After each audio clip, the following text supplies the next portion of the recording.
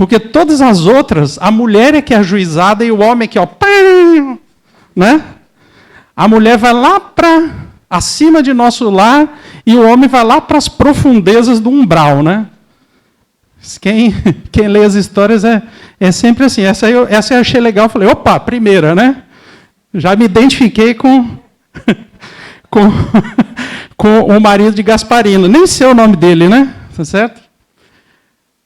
Mas ela fala, ela diz isso meio que reconhecendo, já no começo da história, óbvio que ela conta a história depois que ela teve condições de contar a história, né? Então ela está fazendo uma reflexão boa sobre o que ela passou. E aí ela coloca isso, né? Que ele parecia ser o ajuizado do grupo, né? Muito bem. E ele achava que deveriam continuar ali. Mas o que aconteceu foi que, trabalhando em fazenda, naquela época da escravidão, ele foi picado por uma cobra e desencarnou. A medicina não era ainda capaz de resolver esses problemas, né? E, infelizmente, ele desencarnou. E aí ela relata que ela fica, então, se sente desprotegida.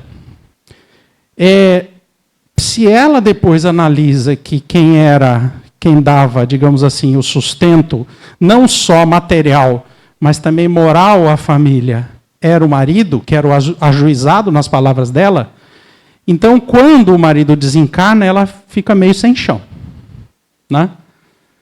E a primeira coisa que ela faz, pouco tempo depois do marido ser enterrado, ela muda da fazenda, uma semana depois, né? Foi para a vila que ficava perto da fazenda, uma pequena vila. Então ela já tomou atitude no sentido do que ela pensava, né? Queria conhecer outros lugares, então ela se muda com os filhos para um outro local. Beleza. Logo arrumei um amante. Nélio é o outro terceiro nome que é citado. Só são esses 3 nomes e mais o de Gasparina. Então, apesar de ter o marido dela, que desencarnou pela picada de cobra, e a filha mais nova, esses personagens, os nomes não são citados. Mas o amante, ela fala, né? Logo arrumei um amante, Nélio, um vendedor ambulante, um branco sedutor muito bonito. E ele era vendedor ambulante, né? Então a primeira coisa é que ele propõe a ela que eles saiam, que vá junto com ele, pelo sertão afora, fazendo o trabalho junto, né? O trabalho de vendedor ambulante da época, o pessoal chama os mascates, né? Saía pelo interior com as suas malas e bagagem, fazendo as vendas, né? E ela diz que apaixonei-me e ele me propôs irmos embora, tá aí, andar pelos sertões vendendo seus objetos. E ela ficou muito tentada a fazer isso, ela queria fazer isso. Porém, ele impôs uma condição interessante, perigosa. Porém, impôs uma condição, que me desfizesse dos meus filhos.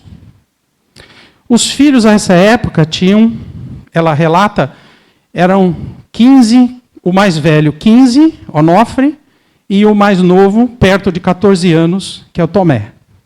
Então eram filhos assim, adolescentes, que inclusive já ajudavam o pai na fazenda, né? Quando o pai desencarnou. E aí ele falou que a menina podia ficar, mas os rapazes não. Os rapazes ela tinha que se desfazer. Então, primeira decisão importante que ela tem que tomar é, para ela seguir o que ela achava que era importante para ela tinha que se desfazer dos filhos. E o que Gasparina opta por fazer? Ela fala, sinceramente, nem relutei. Concordei e ele se desfez dos meninos. vendeu os meninos como se fossem escravos dele. Venderam para o mercador de escravos. Lembra, a gente está na época da escravidão, né? O pai dos meninos era liberto. Ela era da colônia, né? Uma colônia. Então, os filhos eram libertos, apesar da cor. Né? No entanto, Nélio, né, que é o amante de Gasparina, faz de conta que os meninos são escravos dele e os vende. E ela relata que não fiz nada para impedir, nem quando o mercador com seus capangas vieram e os prenderam com correntes. Então ela vê os filhos serem retirados com correntes como escravos e serem levados. E ela diz que não fez nada. Então ela aceitava o preço a pagar pela proposta do então amante dela. Depois de 3 dias, ela diz, depois da venda, né? Ela ficou curiosa e quis saber como é que os meninos estavam. Então ela foi até o local, ela foi escondida até o local para onde os meninos foram levados. E lá ela relata que vê os meninos juntos com outros escravos, acorrentados, né, em condições não muito dignas, como era o caso da maioria dos escravos daquela época, pelos relatos todos que a gente tem, e não é invenção, são relatos históricos, né? Não é sabido isso, historicamente documentado, que os escravos passavam por maus bocados, né, eram tratados realmente como animais, ou pior do que certos animais, né? Então, ela foi lá e conferiu e viu realmente a situação dos meninos. E ela disse que percebeu que o clima não era muito bom e que os outros escravos não gostavam muito dos 2 meninos, não. Então, que ela sentiu que eles iam passar por maus bocados, não só pela situação, mas também pelo contexto, né, de como eles foram colocados ali naquele ambiente. E ela fala, né, escutou o mercador dizer a Nélio que eles iam trabalhar na estrada perto da vila. Então, provavelmente esse mercador de escravos estava transportando os escravos para quem estava fazendo um trabalho na estrada que ligava à vila. Viu-os, estavam acorrentados, trabalhando na construção da estrada. Os 2 estavam tristes. E aí ela relata que, num determinado momento, ela estava escondida e Tomé percebe e vira para ela e ela percebe o olhar de tristeza na face de Tomé, mas Tomé não fala nada. Só olha a mãe e pronto. E o que acontece em seguida... Pronto, já falei, né? Os 2 estavam tristes, repeti aí. O que acontece em seguida é que ela esquece, deixa tudo para trás, né? Entusiasmada com a nova vida, esqueci e parti feliz. Você vê, então, para ela, para Gasparina, parecia ser o caminho da felicidade dela. Tá? E ela diz, né, analisando a situação, provavelmente não foi isso que ela pensou no momento, né? Porque senão ela não teria feito. Essa segunda frase aí, né? Que ela fala, vivíamos inconsequentemente. O que é o vivíamos inconsequentemente? O vivíamos inconsequentemente é isso aqui, ó. Eles tinham uma vida de, como ela diz, de orgias. De cidade em cidade, de roubos, né? Acho que está escrito aí, né? Não. de golpes, roubos. Né? Inclusive, Nélio, ela passa a se prostituir. A filha também depois passa a se prostituir. Inclusive, a filha, ela relata que passou a se prostituir e a beber muito. E ela acaba desencarnando com 19 anos, com uma grave crise de pneumonia. Então, a filha também desencarna logo, né? Mas veja a transformação da vida de Gasparina, né? E ela fala, né? Nélio e eu éramos parecidos. Vivíamos de orgias, roubos, golpes, envelhecemos juntos. Chorou quando desencarnei. A seu modo, amou-me, como eu erradamente o amei. Então você vê que nem sempre o amor, ou essa palavrinha amor, ela leva a boas coisas, né? Quando ela é mal direcionada, ou quando ela não é realmente amor, né? Ela pode causar grandes transtornos, né?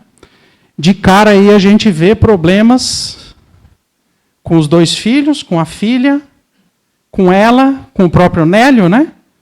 Todos eles se comprometendo enormemente por todas as escolhas que fizeram. Não?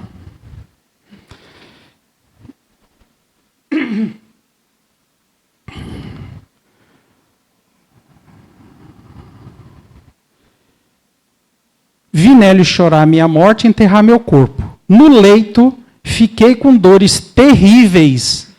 Aí, o que aconteceu? Aí ela até fala que ela, logo no começo da história, ela fala assim, ela não sabia como ela tinha desencarnado. Aliás, ela nem conhecia esse termo. Ela, depois de ser recolhida, passar por tratamento, é que ela está fazendo essa análise da vida dela, né? Então, nesse momento, ela foi para o leito, com dores terríveis, ela relata que, por conta, acho que de um espinho ou de uma ferpa de madeira, ela contraiu tétano, né?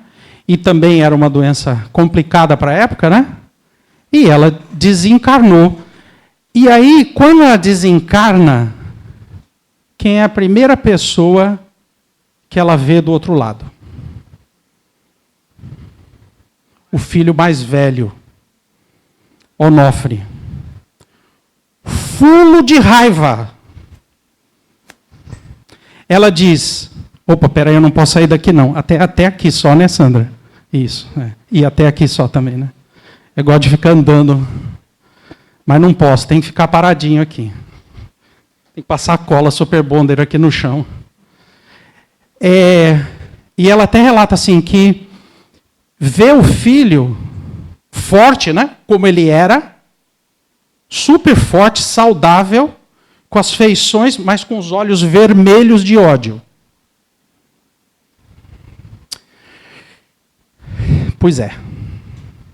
Desde quando ele desencarnou, ele seguia a mãe. Ele seguiu a mãe por todo o resto da vida. E ele não demorou muito para desencarnar, não. Nós vamos ver já, ela relata isso aí. E ele fica acompanhando a vida da mãe, inclusive tentando que ela tropece. Né? Como um verdadeiro obsessor, né? Que é isso mesmo, né? Processo de obsessão. Isso é o que a gente chama de processo de obsessão. E qual é a conexão que existe entre os dois? É uma conexão de débitos, né? Ela, como mãe, no papel de mãe nessa encarnação, fez o que ela fez com os filhos. Entregou os filhos como escravos. Né? Então, nesse momento, ela contraiu um débito grande que passou a conectá-la com os filhos. Fortemente. Né? Então ela encontra primeiro com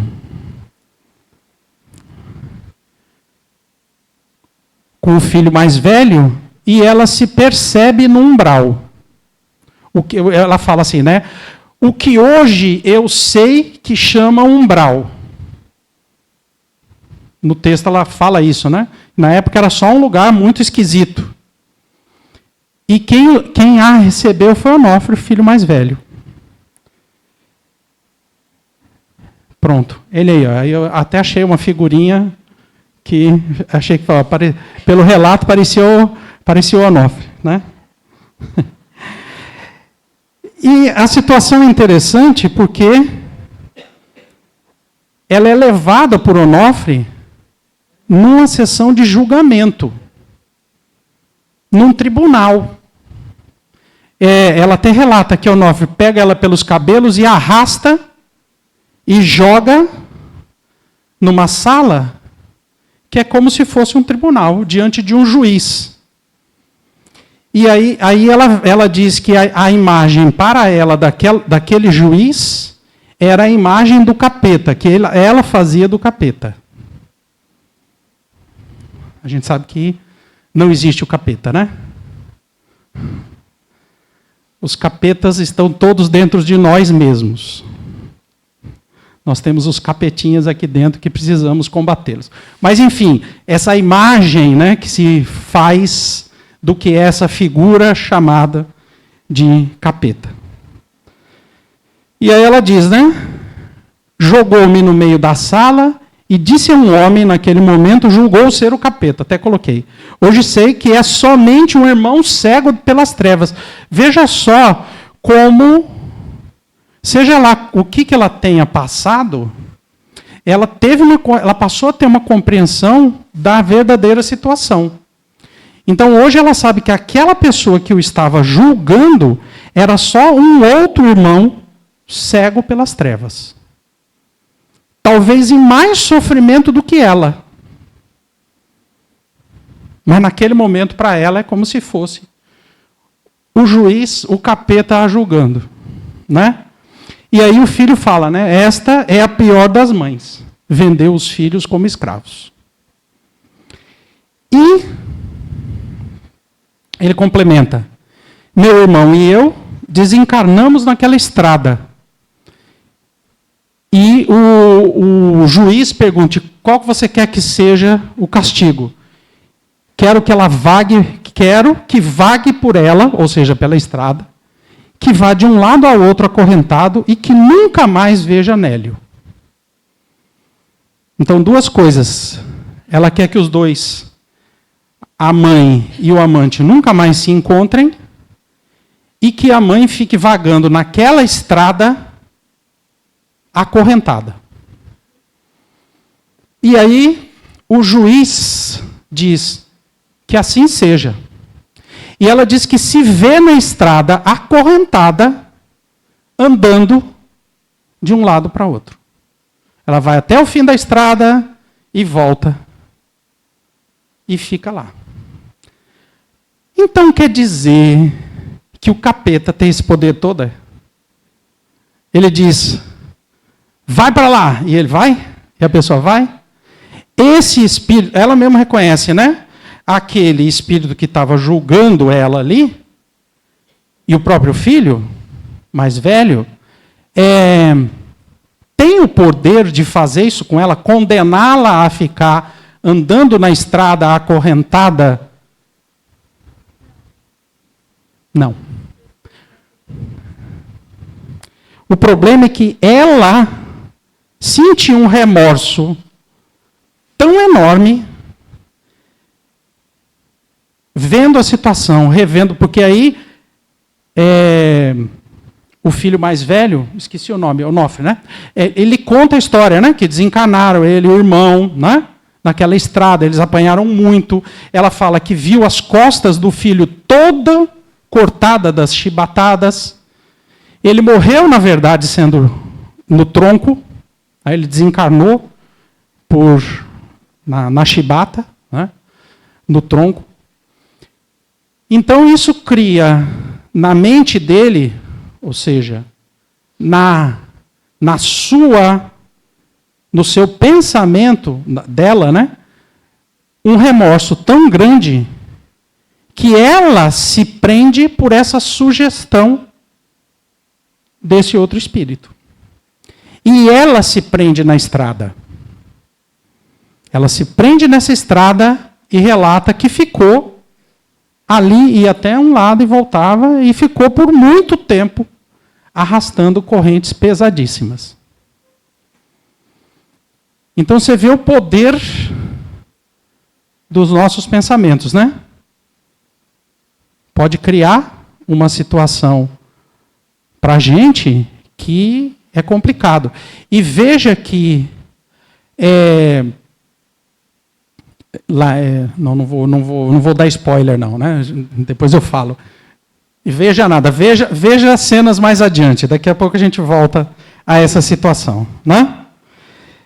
Bom, o fato é o seguinte: vi-me acorrentada na estrada, meu Deus, como vaguei, andei sem descanso, ia do seu início até o final. Não sei quanto tempo assim estive até que... Quem é que ele encontra? O filho mais novo, Tomé. Só que Tomé aparece com um certo brilho. E, segundo ela relata, Tomé também esteve ao lado dela o tempo todo, desde que Tomé desencarnou. Só que Tomé já tinha perdoado a mãe. E estava lá para tentar ajudá-la. Ajudar a mãe e ao irmão. Agora ela só conseguia enxergar e ser influenciada por quem? Por Onofre. Por quê? Porque o padrão de pensamento dela combinava muito mais com a maldade de Onofre do que com o espírito bondoso de Tomé, que apesar de tudo já tinha perdoado. E ela relata, Tomé então conta, né? Meu irmão e eu desencarnamos naquela estrada. Bom, não, isso aí. Está repetindo, né? Não sei por que os slides estão. Tomé, o filho mais novo. E aí Tomé conta o que aconteceu, né?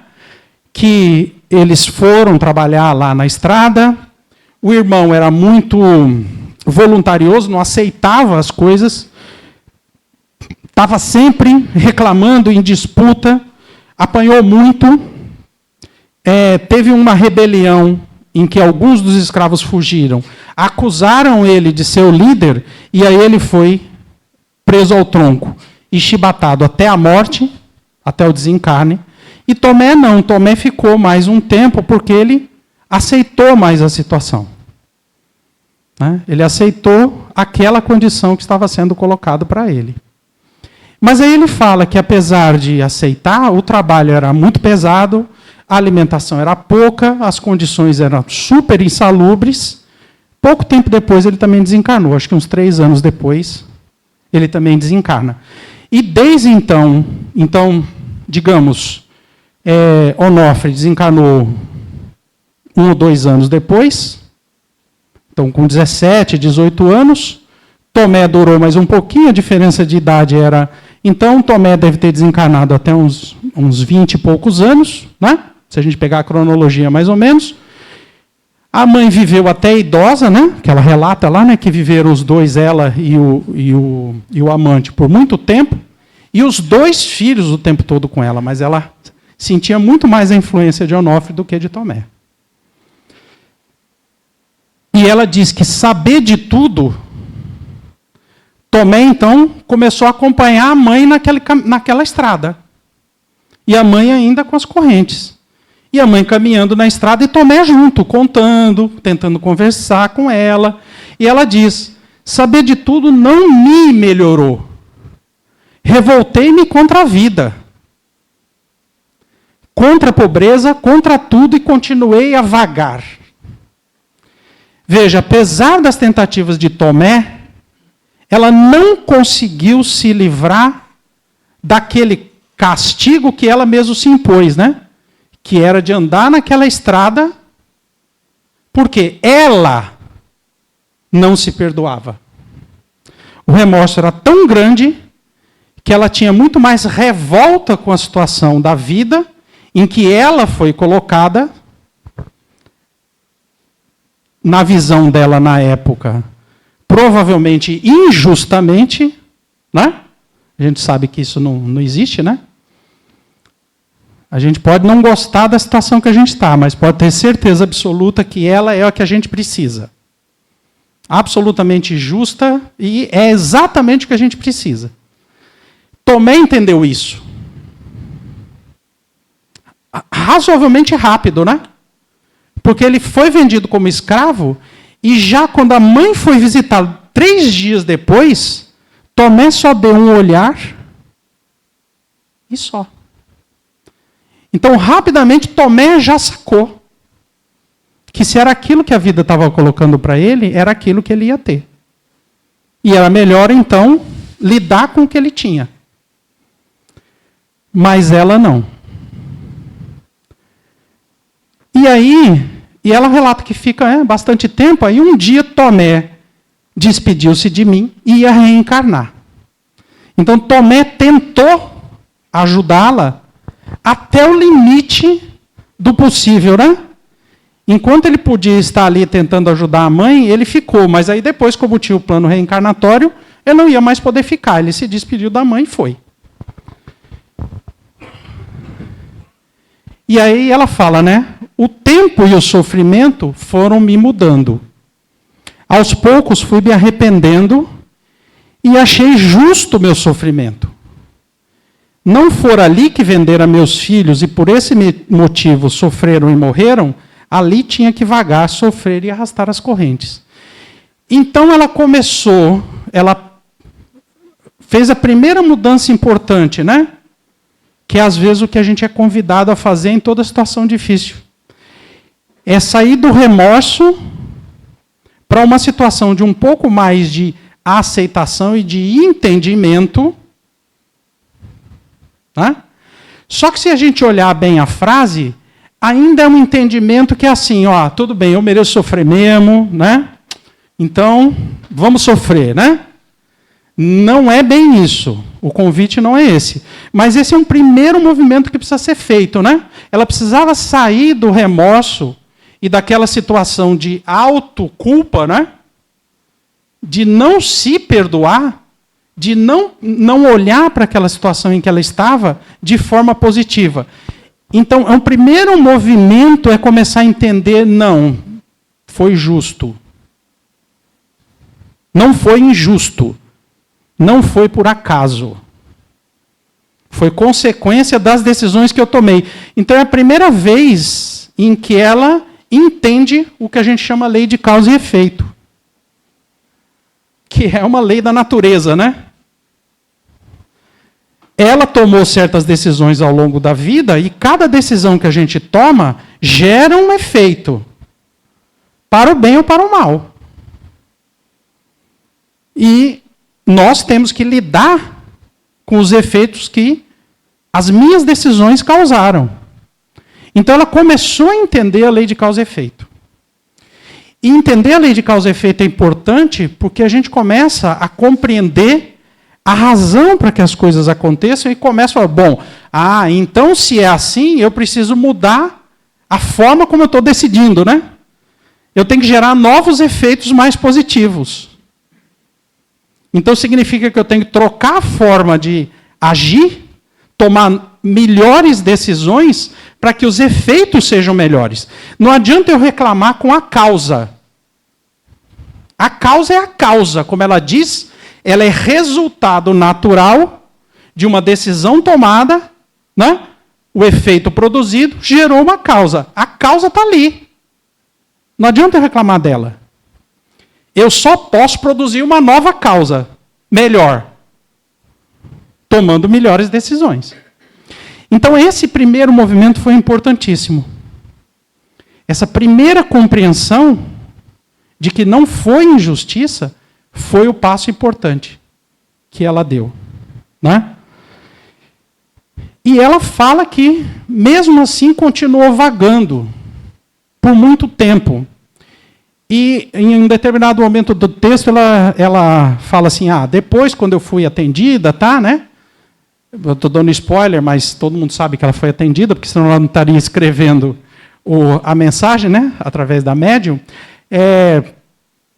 Ela diz que os amigos perguntam como é que eu pude ficar tanto tempo naquela situação. Ela fala, olha, eu não tinha condições de ser ajudada. Eu não estava em condições de entender a ajuda, de entender o que eu precisava. Então, você vê que o Tomé também não foi lá e tirou as correntes da mãe, né? Tomé acompanhou ela por um tempão. Em nenhum momento ele foi lá e tirou a corrente da mãe. Por quê? Porque ele sabia que ele não ia tirar as correntes da mãe. Porque quem pôs as correntes nela foi ela mesma.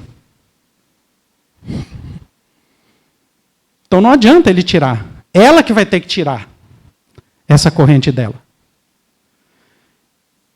Então, e ela fala, né, que as pessoas perguntam como é que ela pôde passar tanto tempo, ela não estava em condições. Ela reconhece que não havia a menor condição de ser ajudada.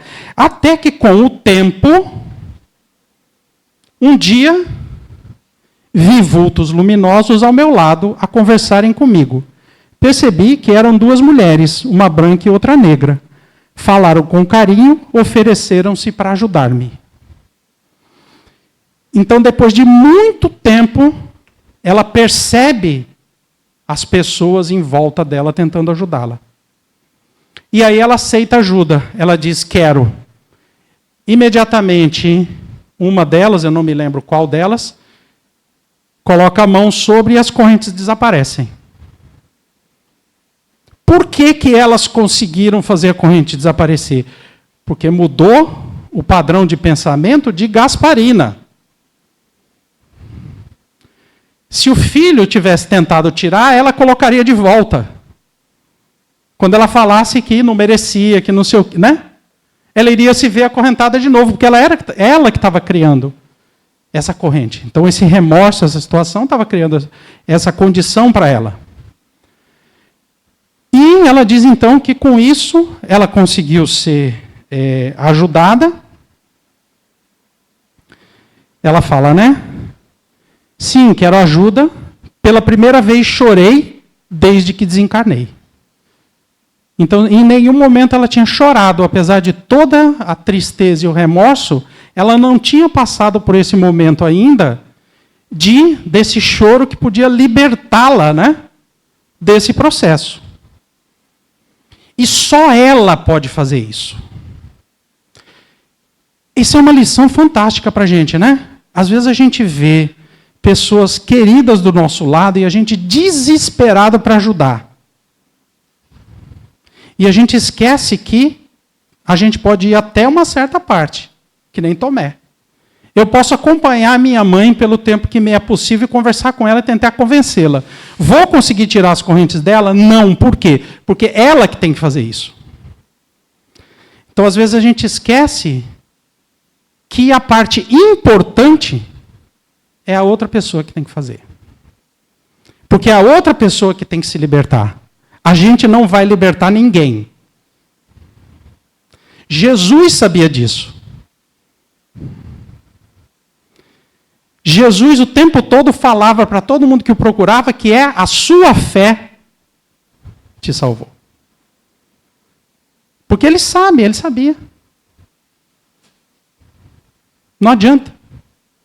Por mais que a gente queira, as criações que cada um tem, o seu padrão mental, para que se modifique, para que a situação se modifique, a própria pessoa tem que fazer. Então não há muito o que fazer nesses casos. Tá, e com um simples toque libertaram-me das correntes, pegaram minhas mãos e subimos do chão. Fui levado a um hospital, onde soube que vaguei por 87 anos. 87 anos, você imaginou? Vagando naquela estrada, nessa situação. Olha, parece muito, mas a gente já viu casos muito piores. de espíritos que passaram 1000 anos, 1200 anos, 2000 anos.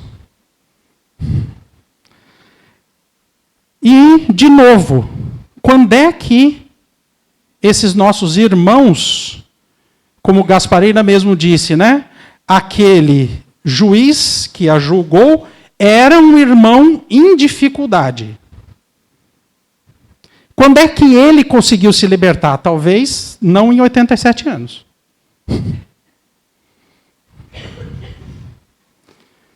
E a gente tem que esperar o tempo de cada um. O máximo que a gente pode fazer é o que Tomé tentou fazer, e essas duas trabalhadoras que vieram depois, que era tentar gerar um ambiente favorável em torno de Gasparina para que ela fosse percebendo e tomasse as suas primeiras decisões.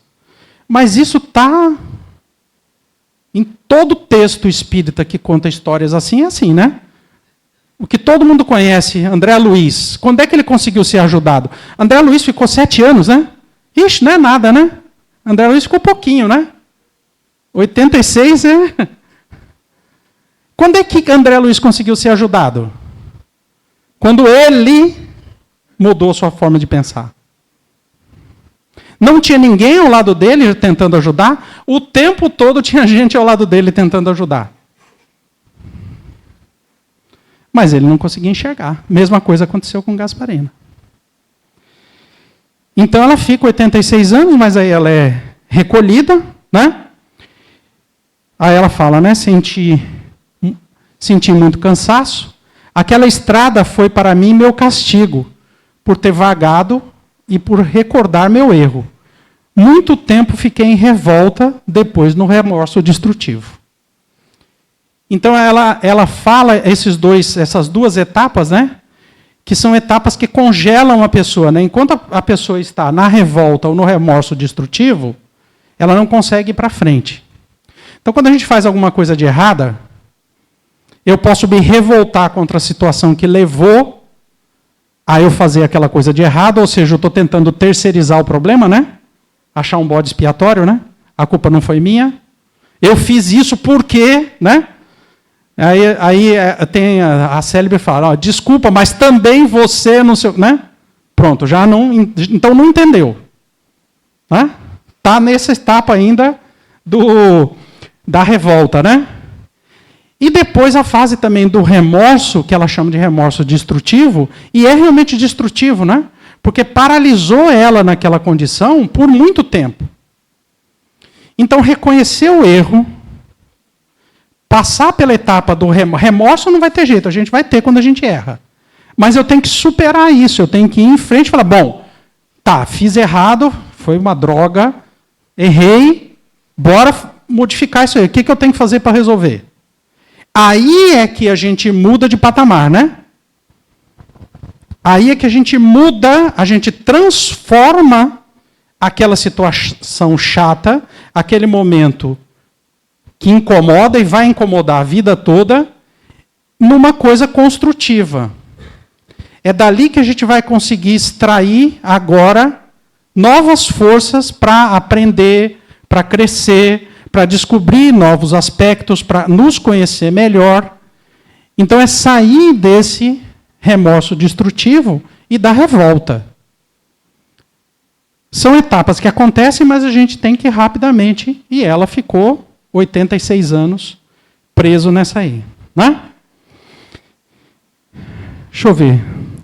Nos primeiros anos, que ela fala, né, enquanto ela esteve desencarnada, Onofre vigiava-me, só com a ajuda dos bons sairia.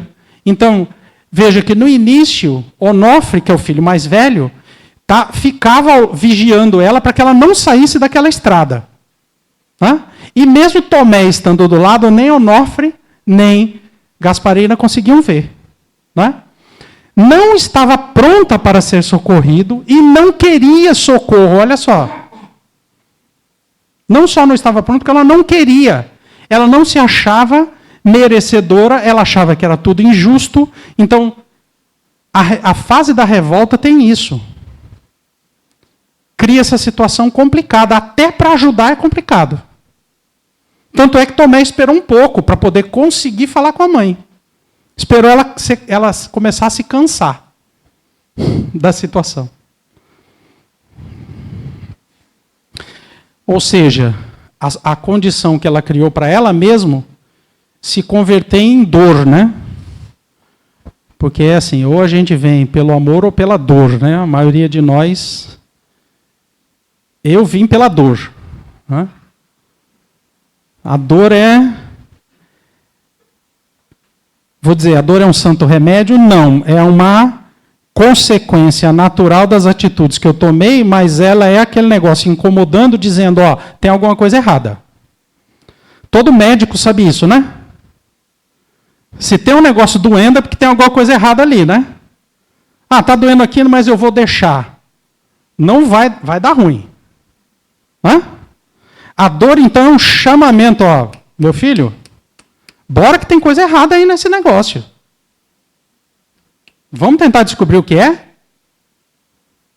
Então, nesse sentido, é que o processo é importante. Quando a gente não consegue perceber de cara, a dor é sim uma ferramenta que os bons espíritos usam para nos auxiliar. Parece contraditório, né? Está lá no Livro dos Espíritos. Kardec fez uma pergunta em relação a isso e os espíritos respondem. A dor tem essa função. Tem essa função importante de nos lembrar, fazer a gente acordar. Acordar para a situação. Acordar para o que é importante. Acordar para o que é relevante. Acordar para o que realmente me faz crescer. Né? Então é isso, ela nem conseguiria ser socorrida. Mesmo porque ela não conseguia nem enxergar o filho que já tinha perdoado. Né? E aí ela fala que, então, passou por um tratamento, onde ela foi recolhida, um tratamento longo, para ela começar a entender tudo que passou por ela. Né? Então, ela só consegue fazer esse relato porque ela passou por esse tratamento, entendeu tudo. E ela fala, bom, hoje em dia, ou quando ela está escrevendo essa história, né, que eu não me lembro a data, Tomé e minha filha estão encarnados e bem, Onofre e Nélio também. E olha só que interessante, são irmãos carnais. Ou seja, o amante dela e o filho mais velho são agora irmãos. Para quê? Para resolver esse perrengue aí, ó. Vocês vão como irmãos. Porque esse negócio não vai ficar assim, não. Vai ter que resolver. Né? Então, aqueles irmãos que a gente tem nas nossas famílias, aquele parente meio difícil, não estou falando que foi essa situação igual aqui, né? Porque essa é uma história muito específica, né? Não foi, a gente não é Gasparino, né? Então, não precisa ser exatamente isso, mas se a gente pega isso, lê essa história com uma vista assim um pouco mais ampla, ela mostra tudo que realmente a gente aprende do Espiritismo, né? Então, que a família é o grande local em que estão os problemas que eu preciso resolver. Os débitos que eu contraí pelas atitudes que eu tomei no passado. Não é à toa que dentro da família que às vezes estão os maiores pepinos. Na forma de algum parente qualquer. Pai, mãe, tio, vô, marido, esposa, filho, filha, vó. Né? É lá. E isso tem um pouco a ver com a leitura do Evangelho. Porque lá diz que a família espiritual, os que estão mais adiantados, vêm tentar ajudar os que estão mais atrasados. Então, às vezes, nós somos colocados numa família carnal exatamente para que a gente construa os laços de família espiritual. Ou seja, resolva os nossos problemas, as nossas diferenças. E, então, né, são irmãos canais, aprendem a se amar numa existência de muito trabalho. Então, eles vêm para trabalhar bastante. Oro muito, tenho esperanças de poder reparar meus erros e poder fazer o bem àqueles espíritos que, sob a minha guarda de mãe, tanto prejudiquei. Então, bom, ela estava aguardando ainda uma encarnação, uma oportunidade de poder voltar a cumprir o papel de mãe, em algum momento, e poder agora fazer da forma correta, né? Entendendo o seu papel de mãe e poder compensar os problemas que ela causou aos espíritos que foram colocados sob a guarda dela na encarnação passada.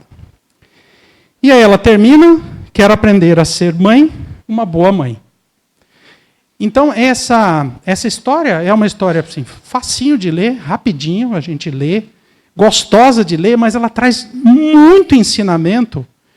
E se a gente lê nessas entrelinhas, a gente vê um monte de aspectos importantíssimos da doutrina espírita.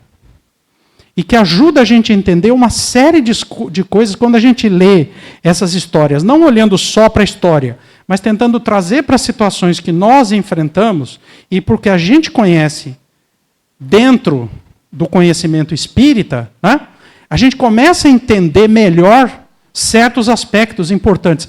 A necessidade da reencarnação, a lei de causa e efeito, né, e uma série de outras coisas importantes. A noção de responsabilidade e assim por diante. E o papel... eu esqueci de dizer. Depois que ela conseguiu, fez o tratamento, se recuperou e tudo mais, ela relata que no presente momento, ou seja, dessa história que ela passou, ela estava trabalhando como auxiliar nos postos de socorro, exatamente no posto de socorro que a atendeu, lidando com espíritos que eram recolhidos em situação muito parecida com a dela. Então ela era tipo uma auxiliar de enfermagem, né, para espíritos dessas mesmas condições, que tinham passado por situações parecidas com o que ela tinha passado. Então era o trabalho que ela estava fazendo. Então nesse trabalho de atendimento a espíritos que tiveram situações, não exatamente igual, porque a gente sabe também que não existe dois espíritos exatamente com a mesma história, né? Não tem como. A lógica proíbe isso, né? Não é que proíbe, a lógica indica que vai ser impossível dois espíritos tomarem exatamente as mesmas decisões desde o momento que foram criados até o presente momento. Não tem como. Então, cada vez que eu tomo a decisão, eu defino um caminho para mim, né? Porque é a lei de causa e efeito.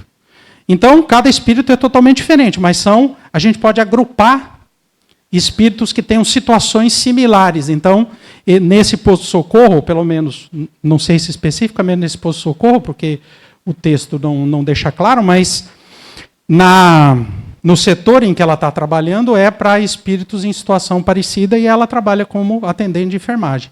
Então, nesse trabalho também, né, então ela conseguiu se recuperar, mas ela não fica... os espíritos trabalham muito, né, o tempo todo. Então, aqueles que têm condição vão trabalhar tentando ajudar aqueles que não estão em situação um pouco piores, né? Eu achei que ia acabar rapidinho, mas eu falo demais, né? Bom, essa era a historinha, então, de Gasparina. Eu achei, assim, bem interessante, né? Exatamente por conta de todos esses panos de fundo que a história tem. Né? É uma história que, se a gente for olhar por aí, vai encontrar várias condições parecidas hoje em dia, né? Em pessoas que passaram por situações não exatamente iguais ou parecidas, né? E é interessante para a gente trazer para a gente. Né? Você vê muito mais do que a gente julgar a Gasparina ou todos os espíritos, e ela não fala isso em nenhum momento, né? Ela fala uma coisa interessante. Ela fala, e aquele julgamento que eu passei? Se Onofre, ou seja, se o filho mais velho, tivesse também perdoado ela, teria acontecido? Ela diz, provavelmente não. O julgamento em si, não. Mas ela fala, mas a minha consciência era culpada. Então eu provavelmente passaria por situações similares. Talvez não exatamente ficar andando numa estrada por 86 anos, mas eu ia me condenar a ficar fazendo alguma coisa inútil, né? E presa no meu remorso, na minha revolta, porque é comigo. Então ela reconhece que a cena do julgamento é muito mais uma encenação mesmo, né? E funciona, porque é por indução, né? Funciona isso aí, exatamente porque os espíritos envolvidos, eles estão no mesmo padrão de pensamento, mas ela diria, se Onofre tivesse me perdoado, muito provavelmente não teria acontecido o julgamento, mas eu teria passado por um período razoavelmente longo de sofrimento até conseguir ser recuperada, porque estava em mim o problema. E esse reconhecimento é uma coisa importante. Quando a gente reconhece que o problema está em nós, a gente já deu um grande passo. Chega, já falei demais. Então, que Jesus nos abençoe na noite de hoje e que a história de Gasparina nos inspire para seguirmos adiante.